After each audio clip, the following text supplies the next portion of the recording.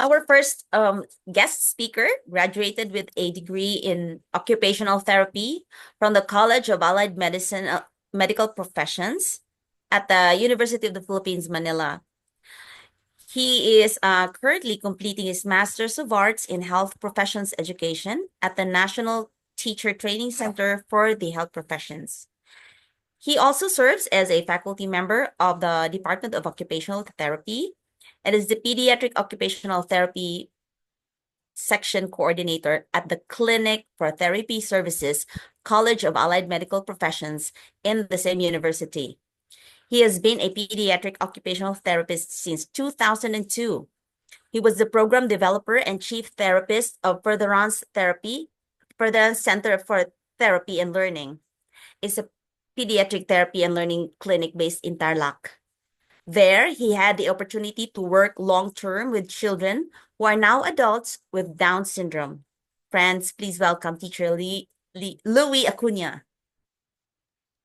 Hi po. Good morning, everyone. Yeah, thank you for this wonderful opportunity to share with families who have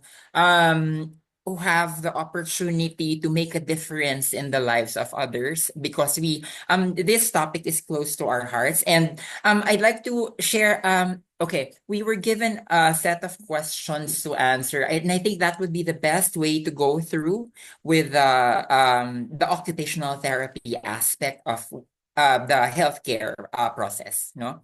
A quick note lang that I like to add is that, yeah, I would highly recommend not taking counsel from stage. Something I learned from a lady I had the chance to work with in 2007. The answers I've written to the questions are mine. They are based on my experience, but I'd like to acknowledge that that needs are diverse, and you know your context best. So I would rather that you seek individual consultation instead of just taking whatever we say here as law. No, I only know what worked well in my context. And so I would invite you to really assert your needs with the healthcare professionals you will be working with. Right. So the first question I was asked is, when is the ideal time to start OT intervention for children with Down syndrome? For any child with a condition, for that matter. The youngest I've worked with, my youngest child was 1 month when he was given to me, and that was really, I was a young therapist then. The child now is something like 22 years old or 23. It was a wonderful opportunity because I like babies, and the extra attachment of a 1 month old child is just too precious to pass up on. And I saw him grow, and we were able to go through the journey of developing so many skills. And I would really say that as soon as you get the diagnosis, go ahead and seek consult, and that will be a remarkable journey, both for you, for the therapists that you will be working with, and most importantly for the child, because then we would be able to promote the best possible participation for them. And then the next question is, how do OT and SLP complement each other in a child's developmental journey? I would have to say it's more holistic. The progress is more holistic when we work together as a team. The SP, the OT, the family, having to come together, and then highlighting specific domains of occupation that become relevant to the families. The activities that we do become richer because there is enhanced speech, there is enhanced cognition. We understand each other better. We are able to individualize the sessions, and that really, in my current experience, it's because that now I am in the clinic for therapy services that I am really given the opportunity to have a direct supervisor working with me, and then all four of us, me, the SP supervisor, my OT intern, and their SP intern, sharing all of these ideas and just having fun doing things with the child. It's so much more enriching, so much more fulfilling, and we see the progress there. So the progress is just holistic if we work together, if we come together, no? Okay, I like this question because what everyday activities can parents do at home to support independence? In occupational therapy, it's no longer the main goal for independence to be achieved, because we've seen so many situations when independence is just not possible. But having the opportunity to participate in everyday activities becomes more meaningful, not only for the child, but for the whole family, for the community.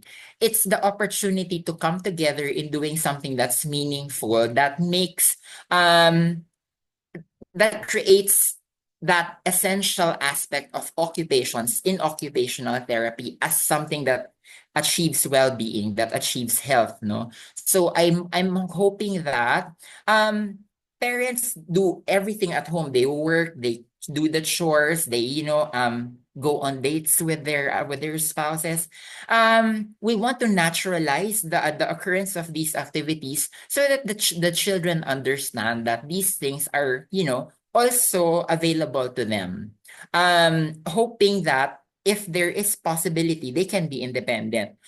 If not, they at least know that these things are done regularly, and the small things that they can do to participate actually mean a lot.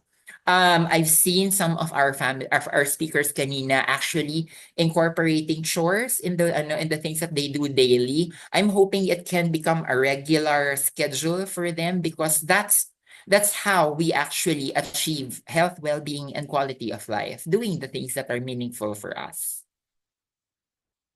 And so I have a list of everyday activities, because in occupational therapy, there are 9 domains of occupations.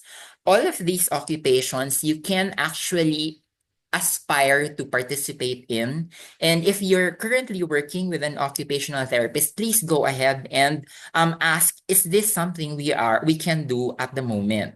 To give a little bit more detail, so ADL, the list is on the right. So there are samples of activities there. You can start as early as infancy, and you continue on doing these things in early or middle childhood onto adolescence, no? So you start with participation lang, and then hopefully you can go into independence, right? Instrumental activities of daily living are more complex activities that involve more tasks, more complex responsibilities, but you can start doing them as early and middle childhood, again, going into adolescence. For play, there is no age limit for play. So you can start at infancy, you can end play when you're an adult, even when you're in bed, you can continue playing.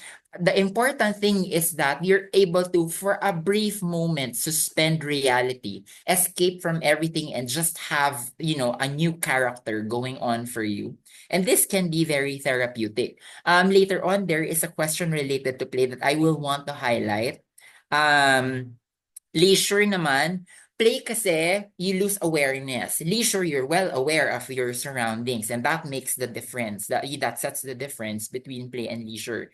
Leisure is also more complex, but it also involves something of a routine and identification of interests. So we want to provide the opportunity to explore leisure and to actually participate in leisure for as early as middle children to adolescent levels.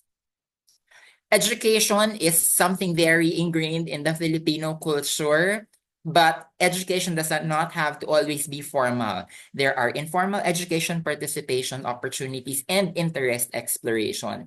I count under education the learning to become more proficient in doing everyday chores, participating in community events. These are things that you can actually structure so you have a direction for what to take. But yes, please go ahead and plan these with your occupational therapist. Sleep is very important, and it's not always acknowledged that sleep is compromised in our children. And so it's very important that you also work on really trying to highlight the best possible sleep. It's not about the length, eh.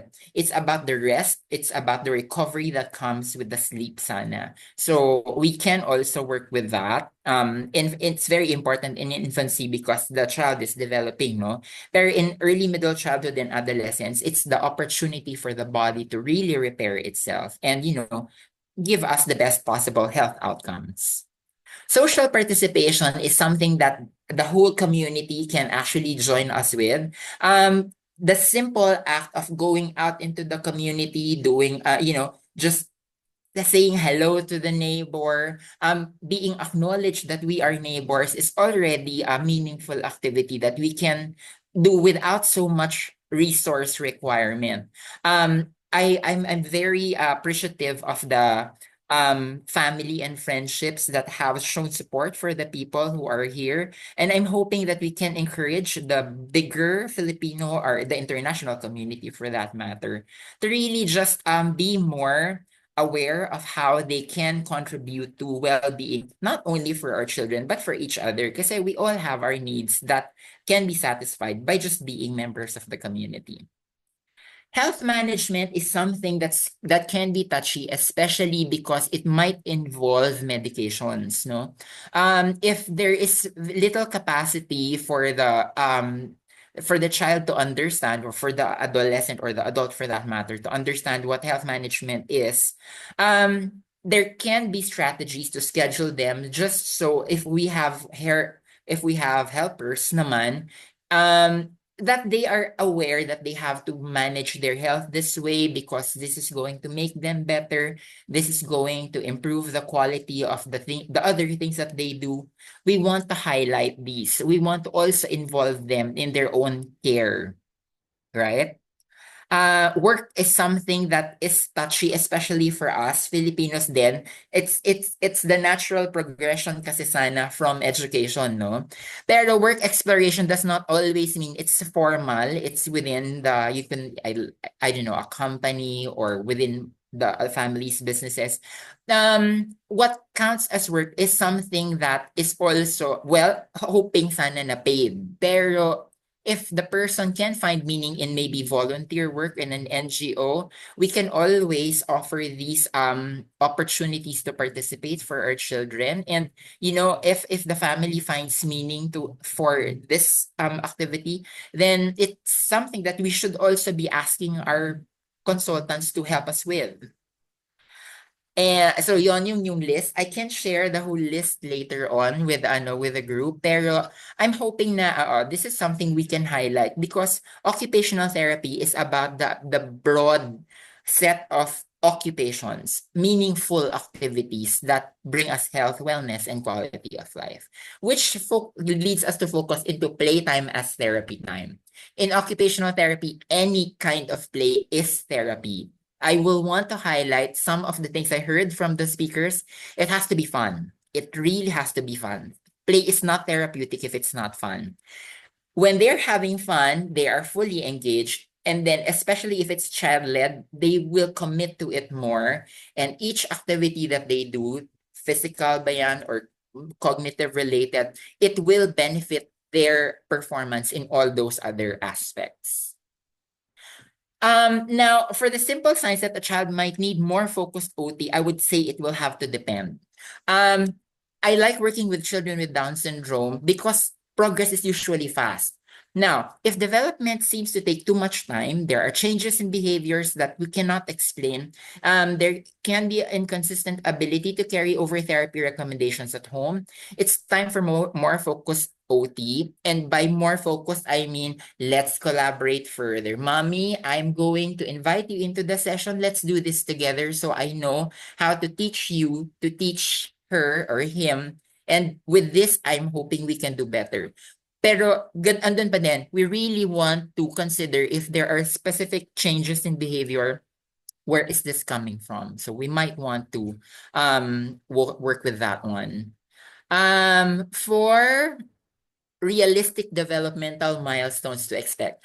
Motor skills mainly kasi physical therapist yung magbibigay ng ano nun, no, ng details. But I would have to also say it will really depend. On one end, there is the genetic makeup, the heredity that can influence motor development.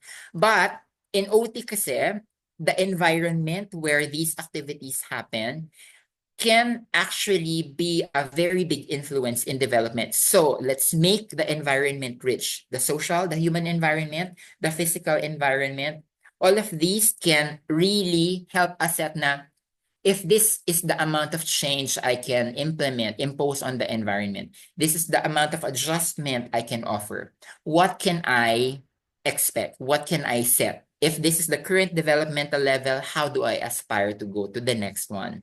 So it will also depend on this one. How should parents adjust expectations or timelines for learning, speaking, or self-care skills? How much dedicated time or how much dedicated effort can you give? That is one of the most crucial things that can influence progress. And I'm hoping that whatever little or lot that we can give, that will really enhance expectations, achievements, and then timelines, no? Plan with your therapist, please. What strategies can help manage sensory sensitivities or behavioral challenges?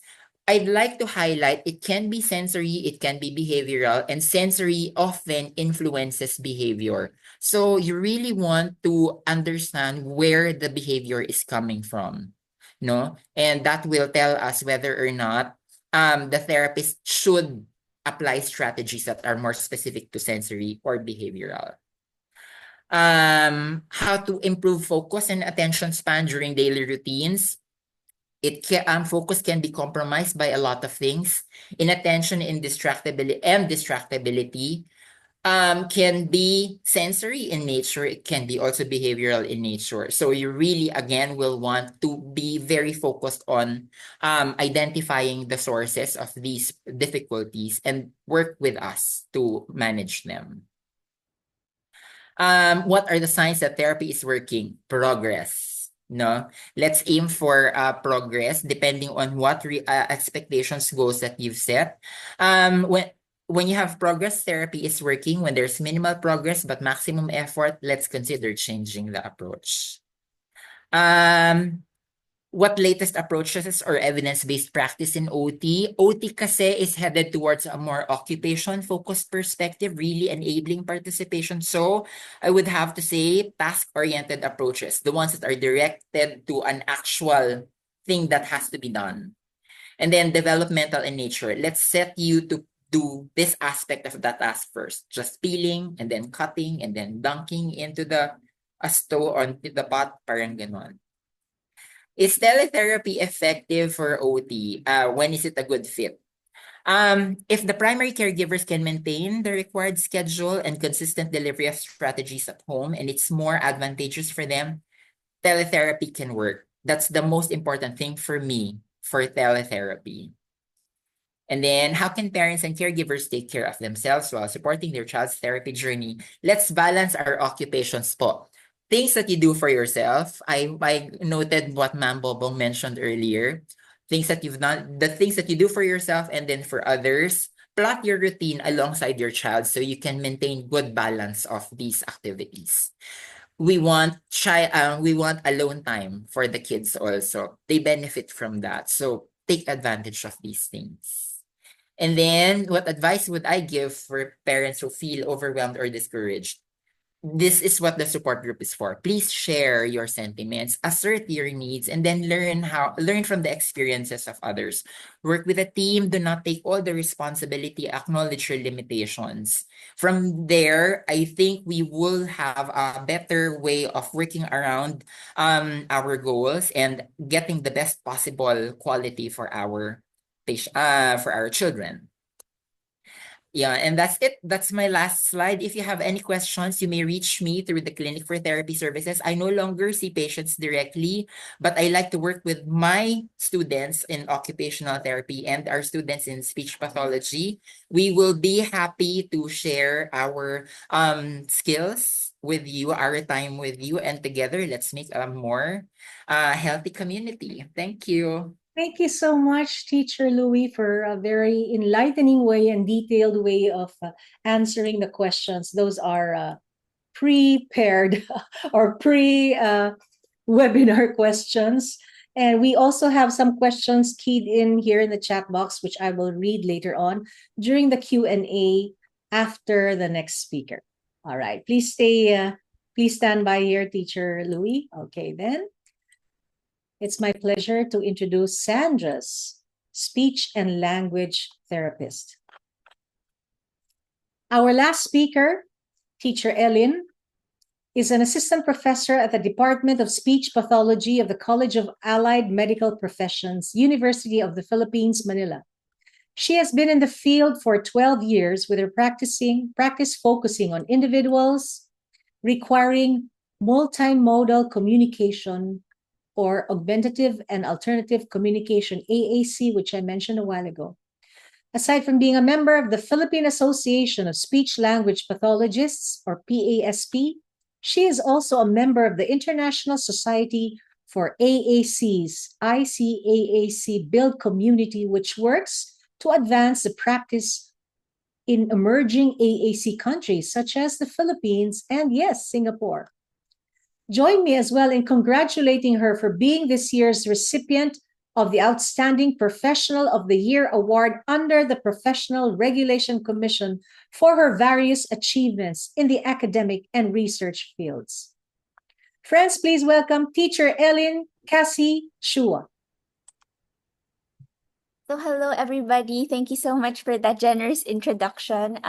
So yes, as mentioned, I am Teacher Ellyn and I'm a speech and language therapist. And so for my particular talk, I also designed it based on the questions that were forwarded to me. But unlike Louis' format, I sort of regrouped them in logical units. So I'm going to be covering them in this particular order.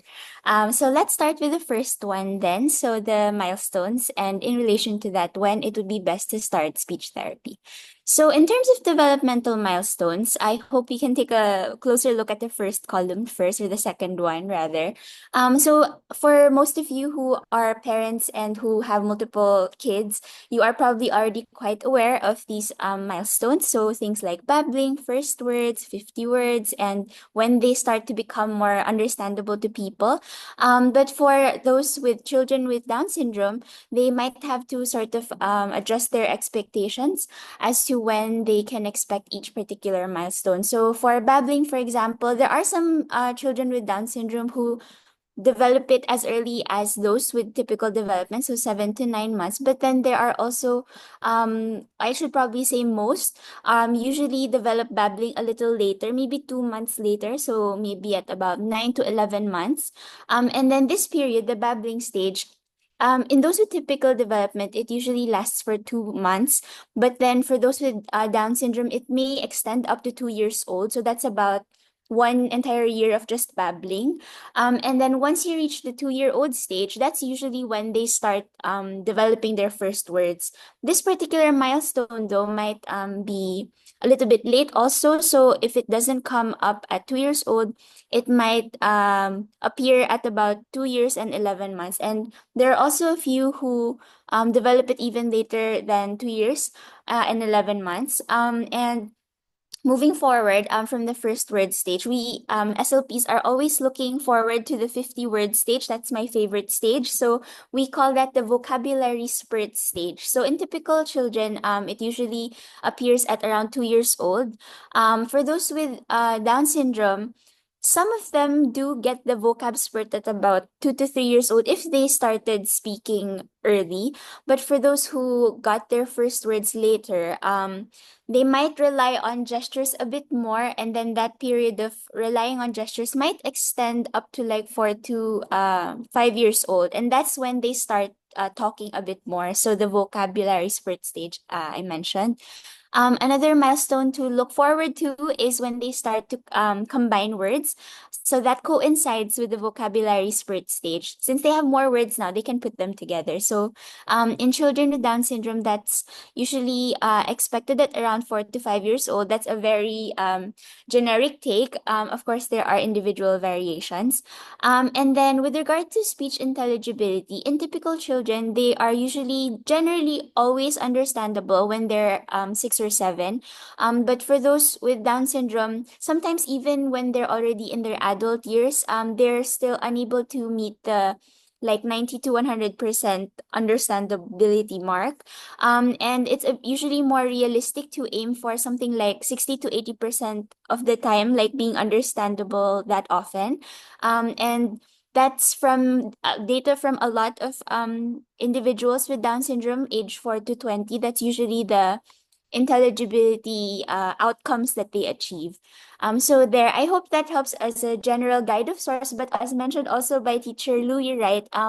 Individual variation really is one of the biggest considerations here. So the development would really depend on certain factors. So there are children who have better learning abilities in terms of like how they are able to attend to opportunities and maximize those opportunities. There are also those who learn better because of having, let's say, better play opportunities, better play skills.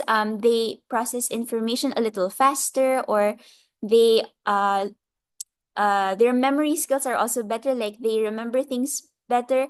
So if these learning skills are better, then we can also expect speech and language development to be a little faster than the average.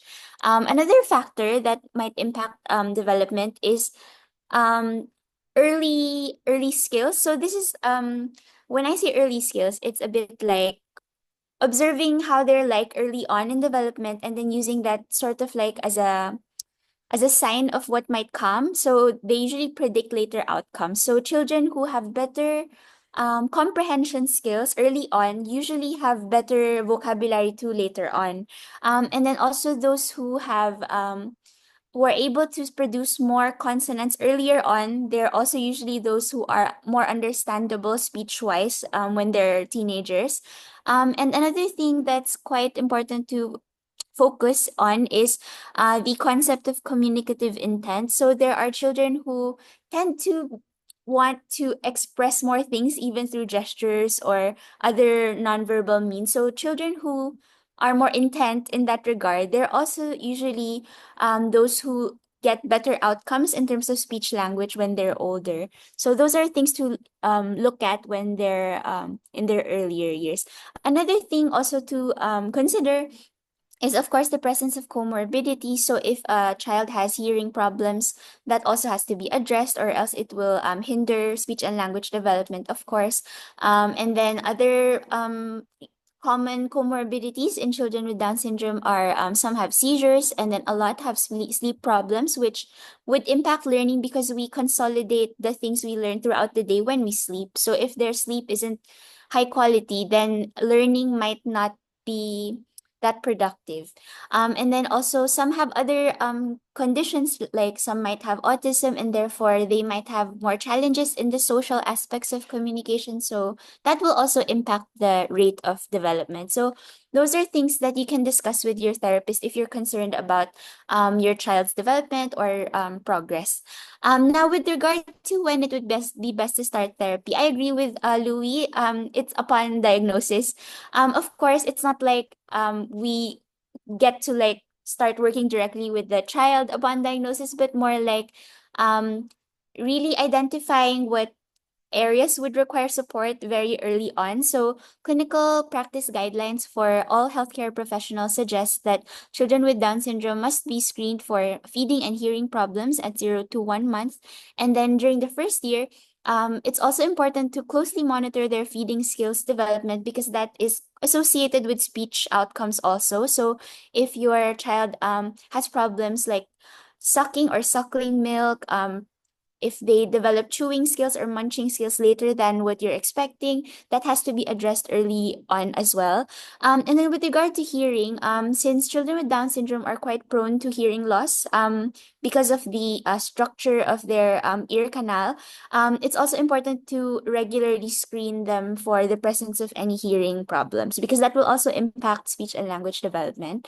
And now, if you're more concerned or wondering about like when exactly do we like do like one-on-one work with therapists, then this is just my take. But if I had the choice, I would recommend that parents start working with therapists like when they are ready, after their child is born, because we can already start doing things like educating them about what might help with cooing, what might help with babbling and stuff like that. And then when the child reaches the 6 month mark, we can do a bit more direct work, like we can play with them and all that. But like even before 6 months, there's a lot we can do to prepare the environment, the language environment at home, the social environment, and all. We can work with the parents to make that better. And then some of you are also wondering, I think, about like what is the best frequency of therapy or intensity of therapy. I would also want to know the answer to that, but the research there is actually quite lacking, and I think I agree with Louis there. I think you have to discuss this with your therapist, and then the therapist usually has like certain intuitions about how intense it has to be depending on certain things. So in my case, for example, I would prefer that parents do more intensive work very earlier on, because I feel like that's when you build the foundational skills early, and then you teach the or train the parents early, there is so much you can do much later on, because they're already sort of prepared in some way. And also I think Louis also mentioned this earlier, some cases are a little more complex. So if, for example, a child with Down syndrome also has feeding problems, then that would take up more time. So then they might need like at least 2 sessions a week, because then you'd have to work on the feeding, then you'd have to work on the speech and then the language too. So there. And moving on to the next topic. So if you're curious about like what strategies are evidence-based and what activities might work, so I tried to make it a combination of evidence from research and also like my own thoughts. So, in terms of what the evidence says, interestingly, although there's quite a bit of research on children with Down syndrome and speech therapy, very few interventions have high level of evidence. So that means some studies, maybe they need more participants, or like maybe you need a little more studies in that particular approach, because sometimes we only have like 1 to 3 studies on that particular approach. So the things you'll see here are those that have a relatively acceptable level of evidence. So the first one is what we call speech sound awareness intervention. So this is helping the child understand what speech sounds are in words. So for example, when we say the word ball, we teach them that it has the b sound, it's like the popping sound, and it's the same sound we hear in balloon or in Bob. So we teach them to pay more attention to the sounds in words. And this is something we can do very earlier on. So for example, if you have a child who is like 8 months old, you can do maybe like if there are things around with the B sound, then you can like point that out. If bubbles are safe, if they're far away from the child, you can play with the bubbles and like say pop, pop, pop. And you can say, oh, that's the P sound, like pop, pop, pop, that's the popping sound. So it encourages them to pay closer attention to what people are saying, kind of like that. And then the evidence here is really strong. If you do this early on, it has benefits in terms of their speech intelligibility later on, because since they're more attentive to sounds, right? Sometimes they are also more aware of how they sound themselves. So that helps with articulation, and then it also helps with reading, because if you're more aware of what sounds are in words, when you learn the written counterpart of spoken words, it's kind of easier to match the letter to the sound. So I highly recommend that you engage in such activities. The next one is what we call naturalistic or parent-mediated interventions. This one doesn't have the level of evidence isn't as high as the first one, but then there's, I think, people are now zooming in on this because of the great importance of family really in speech and language development. There's only so much we can do in like hourly sessions. So there has to be something done to the language environment or the social environment of the child to support their speech and language development optimally. So with regard to these interventions, there are a lot of variations. So some people create like programs or packages that sort of highlight certain principles in interaction or something. I think it depends on the parent if they would like one specific type of program. But I think the most important thing here is really the essential aspect here is that you coach the parent to um, create a language rich environment. You teach the parent to, rather the therapist teach the parent to maximize opportunities. And these specific programs, there might be certain guidelines that they maybe subscribe to more or something. And then the evidence here sort of varies also. So it depends on your preferences and how best of a fit they are to your particular child's case. And then, so Ma'am Bobong mentioned AAC earlier already, right? So I'll just elaborate a little bit on it. So AAC basically refers to any other way of communicating, like other than speech. So that covers gestures, it covers baby signs, it covers sign language, writing, typing, like the communication apps where you point to words and then the tablet speaks the words out for you. So there are so many other ways of communicating, and this is a greatly focused area in Down syndrome research because we acknowledge that speech might not be perfectly intelligible, and so we really need other ways to help them express themselves more effectively to others. So now here are some activities that I suggest. So for the younger ones, I highly recommend singing and nursery rhymes to develop like sound awareness and then expose them to a lot of early words and stuff like that. And then for socialization, turn-taking games are nice. So it's like when your child does something, they create like a sound, like for example, they do ba ba ba, or they do like the bubbles, like that. You can copy them, so like you can take turns doing that. You can also offer interesting toys so that both you and the child are looking at it and you're talking about it. So things that light up or that make sounds, those are usually interesting for the younger ones. And then for those that are 7 months to 1 year old, fairly similar, like you can still like do songs and then the turn taking games, but other things that are usually more common, I think parents naturally do this. So when children reach this age, they usually teach their kids like the gesture routines, like oh paano yung flying kiss, ganyan, how do you say bye bye. So stuff like that are helpful for early language development. You can also like teach them to name the things around them in a social way, of course not in a drill like way. And then when they're slightly older, you can introduce a little more books. Not that you can't use books. You can use them like as early as 3 months when they're already attending to things. But when they get to like the 1 year old stage, they might be a little more interested in pictures. So you can present them with picture books. If they might have like single words or just pictures alone, that's also fine. And then since teacher Louis also emphasized the importance of play, I would echo that.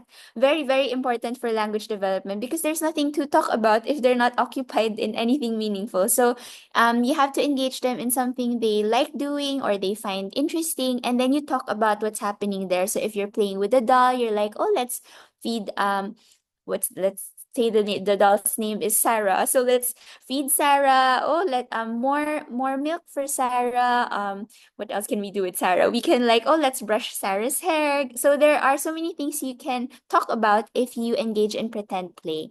And then so same if the child grows older, just more advanced pretend play, like you can pretend to do like a doctor patient scenario, or some kids like the superhero scenario. So there are a lot of imaginative play scenarios you can create. And then for those that are in their school age years, this is usually when therapists start to focus a little more on speech. Not that we don't focus on speech per se earlier on, but um, there's just so much work to be done in terms of language development, vocabulary, like grammar. Like, so we really want to maximize the communication opportunities, and we usually focus a little more on the language parts. And we, of course, we also encourage like sound play and the sound awareness I mentioned earlier, right? But when we get to the 5 years old mark, since they already have a decent amount of words in their vocabulary, I think that's when parents start to become concerned about how difficult it is for them to understand their child. So that's when we start doing like speech drills in the context of games, more advanced storybooks and stuff and all. And with regard to like home activities. So Teacher Louis suggested a lot of home activities. So I recommend that you explore all of those, because in each of those occupations, there are things you can talk about. So we just do like a lot of talking and like labeling things, interacting with them and all that. So any interactive opportunity with your child is technically an opportunity to promote speech and language development already. So now, with regard to more specific things to support vocabulary development, the first one, which we call baby signs, this is similar to sign language, except it's simpler. So, it's a set of, let's say, 150 to 100 signs.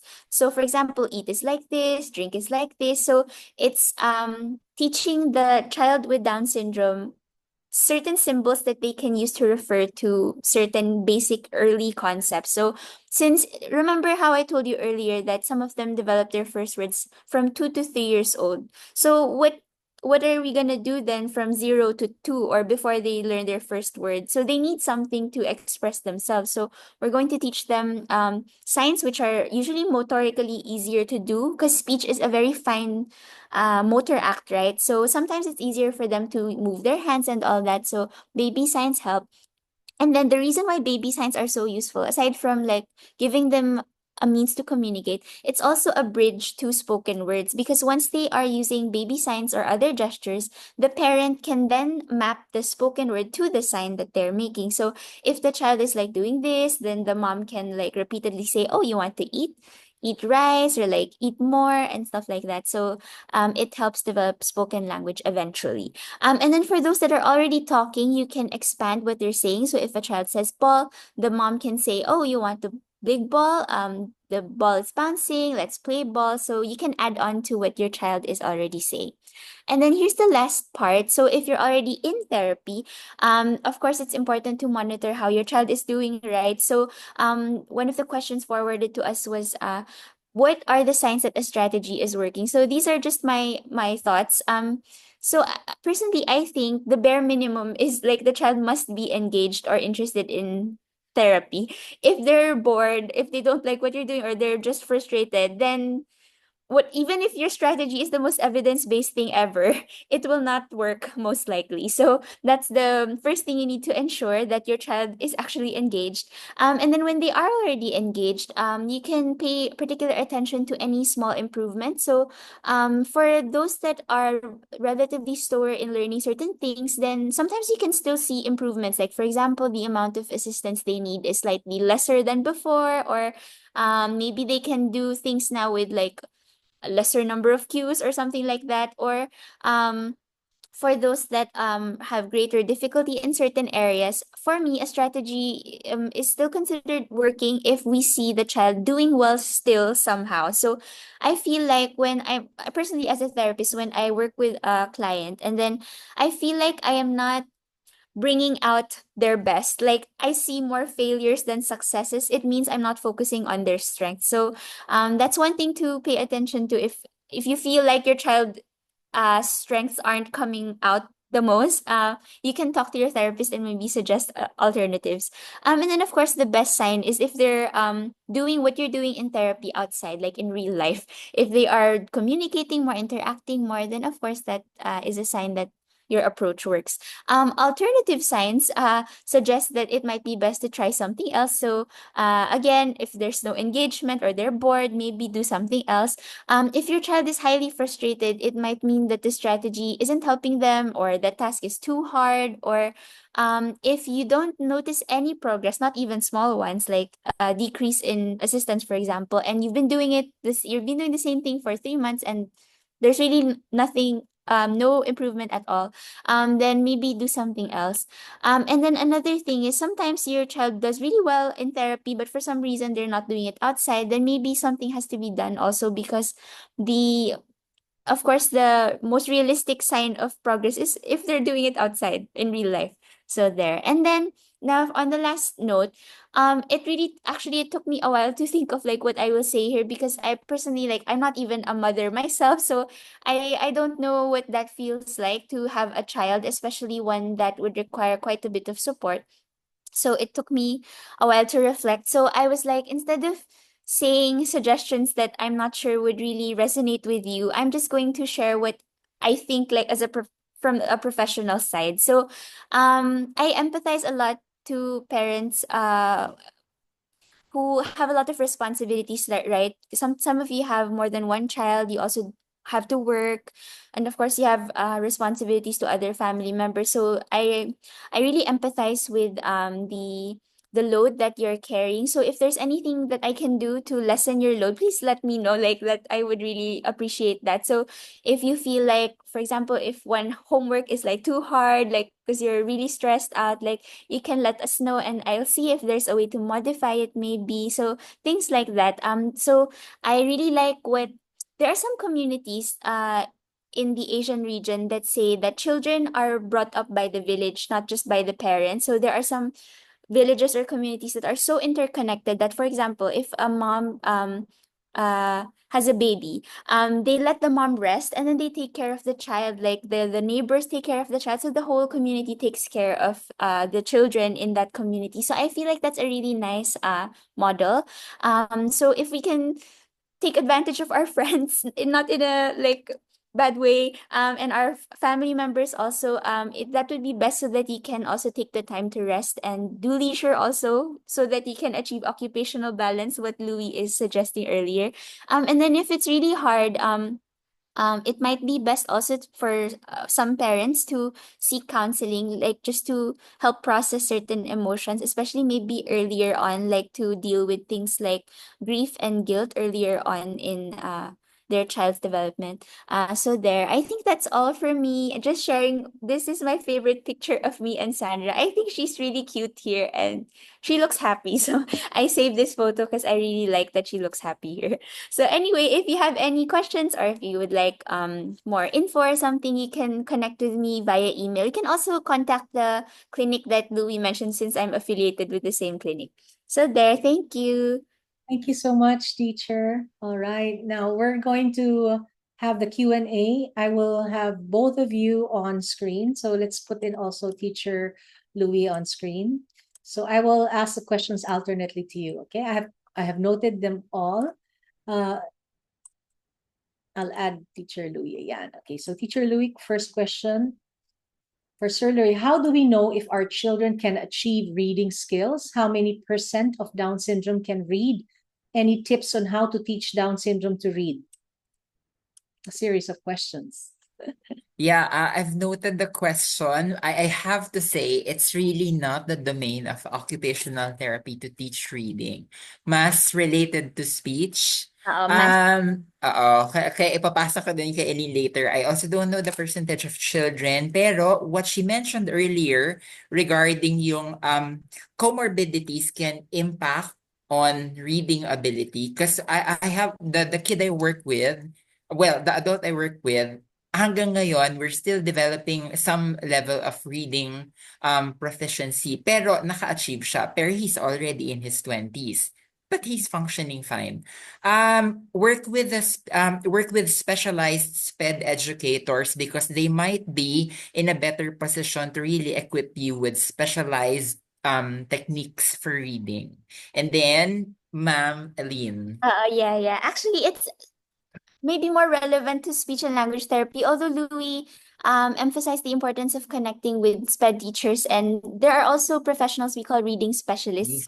Yeah. They are more knowledgeable in reading, but then speech and language therapists do a lot of, we call them pre-literacy skills. So we work on pre-literacy skills, like teaching them about sounds, the sounds in words, early, like, we call it sound to letter correspondence, like this letter matches this sound. So things like that. So we do a lot of that. As to the number of children who learn to read, I don't have the statistics, but I do know that even those who have more complex conditions, and I am more familiar with that part of the literature since I deal a lot with AAC, right? So those are those who need more supports.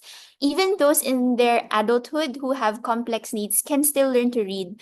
It might take them a little longer, or some of them might have to rely more on like sight reading, or like seeing that this word means this, but not necessarily being that good at decoding what each sound, what each letter represents. It's still a way to develop functional reading skills for daily life, like, right, Louis, like for your the young adults you work with. All right. As for statistics, if I may add, sad to say, in the Philippines, we hardly would have statistics. We Yeah, always would rely on the American statistics, or maybe in UK, and that's what yeah, we would always quote. But we could hardly find statistics in the Philippines. Okay. yeah. All right. Question for Sir Louis. Our developmental doctor advised us to stop the OT since our apo is already 16 years old, and he recommended livelihood development. Is that okay? From Miss Lourdes. Nakamute ka. Sorry, muted. Oo nga pala. Hmm. There. Ironically, the doctor should have actually encouraged redirecting the approach of OT, because work is an occupation, and an occupational therapist po can actually help you identify the skills or the proficiencies that your apo already possesses that fit in with the kind of livelihood that you might be thinking. So the approach now would have to be working together in looking at the best possible livelihood for your apo. So for any individual, for that matter, that we have a chance to work with, it's really matching the current cognitive, motor, and social competencies, so that they really thrive in the work that they will have to be assigned to. Okay, thank you very much. All right, a question for Teacher Ellyn. There are only 2 or 3 speech therapists here in Baguio. Do you know of a network of speech therapists who offer online or who are in Baguio? Actually, buti nga po 2 to 3 na. I think when I was a student, I remember that there was only one speech and language therapist there in Baguio. So I'm not familiar, or I'm not personally acquainted with people from Baguio, but then the Philippine Association of Speech and Language Therapists, they're actually coming up with a directory of clinics now, like an updated one. So when that comes out, you can look forward to that, because it's going to be a complete list of all the accredited centers. Important to emphasize accredited, because there are some centers that don't have registered professionals, so we need to be careful of those. With regard to the online network of online therapists, we don't have a formal organized system like that yet. But since it's a really small community, if you ask like me, for example, and I ask somebody else, it's quite easy to find people if we're talking about online setup. All right, so maybe that parent, Ask me. Yeah. yes, go directly to you. All right, so I am already reading from the chat box. Miss Olga Orense, addressed to both of you. I was told that we can only proceed with SLP when my child is already able to walk. How true? Then same with OT. Parang the PT will endorse daw po to OT when PT deems the child ready. Are parents allowed to join to be present during OT and SLP? So first muna, Teacher Ellyn. So, ano po, no, as mentioned earlier, talagang it can start as early as diagnosis. So, you don't have to wait for them to walk. We're going to waste a lot of, uh, years, and they could have learned so many foundational skills earlier on. But then since I guess this is already like the route that has happened, then it's not yet too late. There are studies that show that even teenagers with Down syndrome can still learn skills. So it doesn't matter when you start. It's just that it would have been nice if we did it earlier, because there are we can maximize the time more, basically. Okay. Anything to add, pala, Louie? Yeah. It's really I'd be more concerned if the child has comorbidities that need to be stabilized first. If the doctor um clears the progression of services into therapy sessions, then there's really no reason to start with one and then progress to the next. Like I said, even the child, the 1 month old that was referred to me when I first, when I interned in PGH, the doctors did not have to wait for PT for the child to walk. We already started, and that was the most enriching experience that the parents communicated na parang ang dami na palang pwedeng mangyari even in just a month, and we were able to progress. The thing with play is it can cover all of those areas. Playing in the hands of a speech therapist enriches language and communication. Playing in the hands of a PT enhances motor development.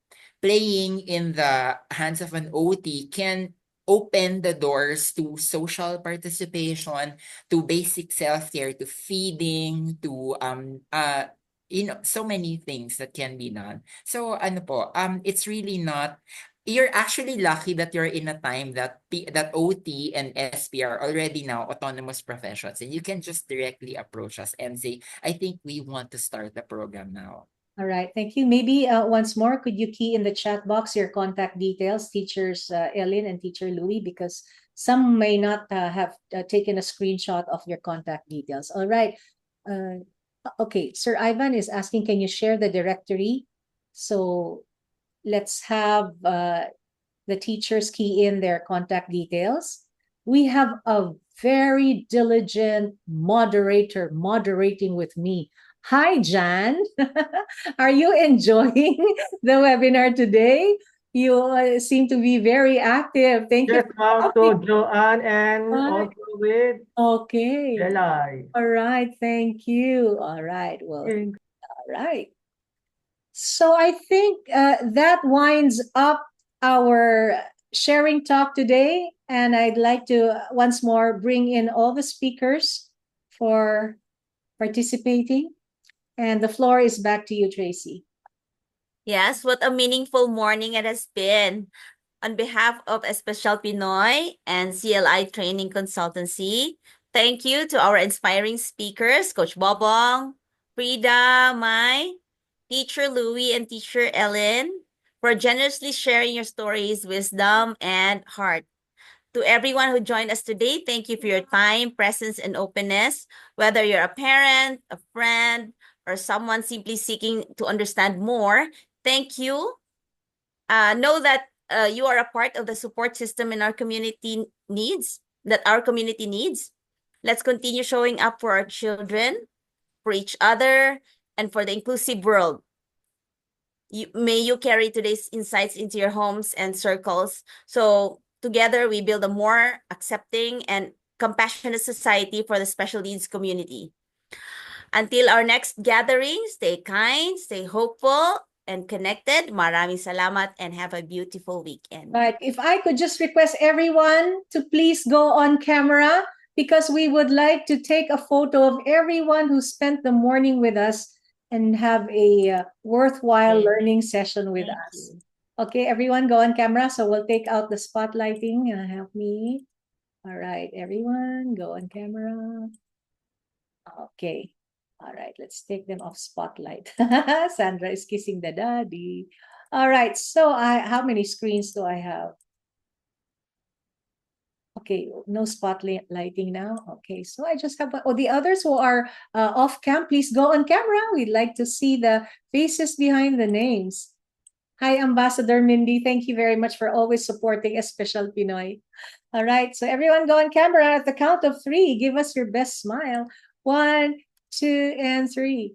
And all the way from Singapore, Grace Shirley from Down Syndrome Association, Singapore. Who else are from overseas? My best friend, Joni Ferrier from Kuala Lumpur. Okay, who else are overseas? Maita from Singapore. They're all my friends. They're all Shout out also to my aunt, your Ate aunt. Lourdes, my sister, and my friend Brian. Thank you. Okay, thank you. And thank you, Shanice, our very, very effective technical support